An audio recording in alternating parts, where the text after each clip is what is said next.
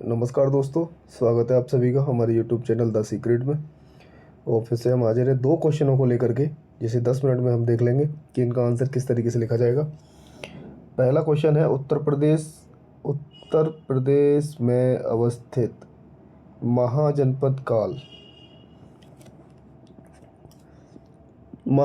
काल के महाजनपदों का विस्तार से वर्णन करिए। ठीक है ना। तो उत्तर हम लिखेंगे। तो जैसा आप देखोगे कि ये हमने इंट्रो लिखा। प्राचीन महाजनपद काल में अंगुत्तर निकाय और भगवती सूत्र के अनुसार कुल 16 महाजनपद थे, जिनमें से 8 महाजनपद उत्तर प्रदेश में अवस्थित थे। ये इंट्रो हो गया भाई। ये यूपी का मैप है और ये मैप मेरे से ड्रॉ करना नहीं आता ढंग से, लेकिन फिर भी है, इसमें हम दिखा तो सकते ही हैं कि 8 महाजनपद जो थे वो कौन कौन से थे। ठीक है ना। जैसे आप देखो, कुरु, इंद्रप्रस्थ, पांचाल, सूरसेन, मथुरा, चेदी, सुक्तिमती, वत्स, श्रावस्ती, कौशल, मल, काशी, ये 8 आपके महाजनपद थे। ठीक है। आगे बढ़ते हैं हम और आगे देखते हैं कि एक्सप्लेन करेंगे इसको। आप जैसे कौशल को एक्सप्लेन किया तो यह वह क्षेत्र में स्थित था। इसकी 2 राजधानी श्रावस्ती और साकेत थी। इसकी 2 राजधानियाँ थी। आप देखोगे कि इसमें 2 राजधानियाँ दो महाजनपद की थी। एक तो इसकी थी पांचाल की, जो उत्तरी और दक्षिणी है। एक कौशल की थी, जो हम देख रहे हैं, श्रावस्ती और साकेत। ठीक है। आगे देखो आप। इसका शतपथ ब्राह्मण में उल्लेख था। अगला है आपका काशी। तो आप जिसे देखते हो, वर्तमान में वाराणसी क्षेत्र में स्थित, प्राचीन काल में शिक्षा व शिल्प का व्यापार होता था और प्राचीन धार्मिक नगरी के रूप में प्रसिद्ध है। 8 महाजनपद है, उनका डिस्कशन हम करते रहेंगे। अगला है तुम्हारा मल वर्तमान में गोरखपुर और देवरिया क्षेत्र में, जिसकी राजधानी पावा कुशीनगर थी। कुशीनगर से आप समझ सकते हो कि बुद्ध को महानिर्वाण प्राप्ति हुई थी यहाँ पर इनको। ठीक है। अगला चेदी, यह वर्तमान बुंदेलखंड क्षेत्र में, इसकी राजधानी सुक्तिमती। प्रसिद्ध शासक यहाँ का शिशुपाल महाराज। जो भी थोड़ी बहुत जानकारी है उसको आप लिख सकते हो। अब अगला है वत्स, आधुनिक कौशाम्बी और प्रयागराज क्षेत्र में है, जिसकी राजधानी क्या है, कौशाम्बी थी। वत्स की राजधानी कौशाम्बी थी और यह जैन धर्म व बौद्ध धर्म का केंद्र था। इसे आद्य नगरी स्थल कहा जाता है। ओके। अगला है तुम्हारा सूरसेन, जो आधुनिक मथुरा वाला जो क्षेत्र है ना, तो उसकी राजधानी भी मथुरा थी। बुद्ध के काल में यह राजा अवंती पुत्र था। अगला फिर पांचाल, जो बरेली, बदायूं और फर्रुखाबाद, जो आधुनिक बरेली, बदायूं और फर्रुखाबाद है, उसके एरिया में था ये पांचाल। और इसकी 2 राजधानियाँ थी, काम्पिल्य और अहिछत्र। ठीक है। अगला आप देखिए, नेक्स्ट है आपका कुरु, आधुनिक दिल्ली मेरठ क्षेत्र, जिसकी राजधानी थी इंद्रप्रस्थ।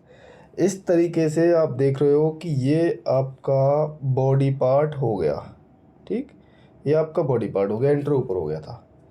नेक्स्ट आप देखोगे, ये जो है आपका कंक्लूजन है, ये है आपका क्या, निष्कर्ष।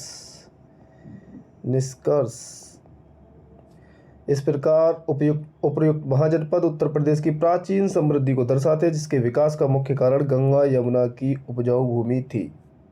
ठीक। तो इस प्रकार से आपका ये क्वेश्चन कंप्लीट।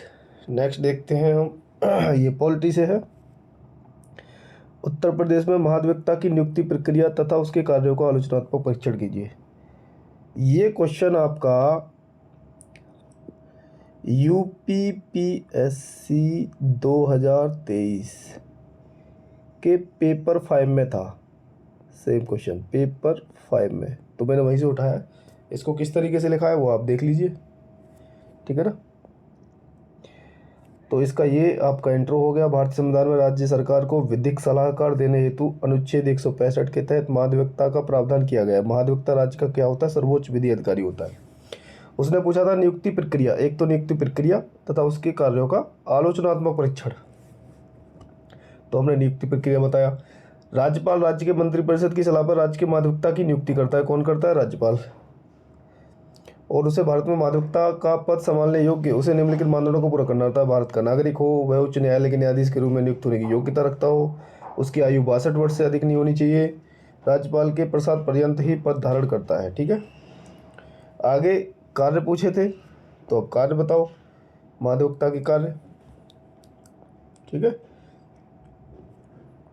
तो राज्य को विधिक सलाह देना इसका काम है। राज्य सरकार के पक्ष में विभिन्न न्यायालयों के समक्ष प्रस्तुत होता है। राज्यपाल द्वारा सौंपे गए कानून संबंधी समस्त कार्य करेगा। कौन सौंपेगा? राज्यपाल। राज्य विधानमंडल की कार्यवाही में भाग ले सकता है। संविधान या अन्य विधि द्वारा सौंपे गए दायित्व को पूरा करना, स्वतंत्र रूप से गैर सरकारी मुकदमों को लड़ना, ये महाधिवक्ता के कार्य हैं। अब आलोचनात्मक परीक्षण पूछा है तो उसमें आप लिख सकते हो इसकी सीमाएं, महाधिवक्ता की सीमाएं। ठीक है ना, आलोचनात्मक परीक्षण होता है तो हम महाधिवक्ता की सीमा लिख सकते हैं। तो ये राज्य सरकार की मंजूरी के बिना महाधिवक्ता आपराधिक कार्यवाही में आरोपी की पैरवी नहीं कर सकता। राज्य सरकार की मंजूरी के बिना राज्य सरकार के सरकारी अधिकारियों की ओर से सलाह नहीं दे सकते और ना मामला नहीं बना सकते। ये भी एक इसकी सीमा है। जब सलाह देने या राज्य सरकार की ओर से उपस्थित होने की आवश्यकता हो तो वे सलाह नहीं दे सकते या गवाह के रूप में काम नहीं कर सकते। ठीक है, तो ये आपने चुनौतियों के रूप में बता दिया। आलोचनात्मक परीक्षण पूछ रहा था ना। इसके बाद ये आपका निष्कर्ष हो जाएगा, निष्कर्ष एंड में। ठीक है, तो 6.5 7 8 मिनट में हमने 2 क्वेश्चन देख लिए।